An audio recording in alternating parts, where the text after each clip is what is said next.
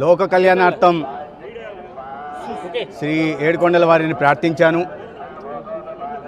వికసిత్ భారత్ నిర్మాణ కావలసిన శక్తి సామర్థ్యాల్ని ఈ దేశ ప్రధానికి, అదేవిధంగా వికసిత ఆంధ్రప్రదేశ్ నిర్మాణానికి కావలసిన శక్తి సామర్థ్యాల్ని ఈ రాష్ట్ర ముఖ్యమంత్రి వర్యులకి ప్రసాదించాల్సిందిగా కలియుగ దైవం వెంకటేశ్వర స్వామిని ప్రార్థించాను.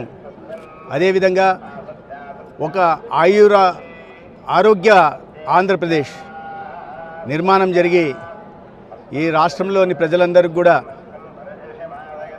ఎటువంటి జబ్బుల నుంచి మహమ్మారుల నుంచి బారిన పడకుండా ఆరోగ్యాలతో వర్ధిల్లాలని స్వామివారిని ప్రార్థించారు. భారతదేశం మళ్ళీ విశ్వగురువుగా పునర్వైభవం సాధించాలని, అభివృద్ధికి చిరునామాగా నిలిచిన ఆంధ్రప్రదేశ్ మళ్ళీ ఆ వైభవాన్ని సాధించి తెలుగు ప్రజల ఖ్యాతిని ఇనుమడింపజేయాలని స్వామివారిని కోరాను.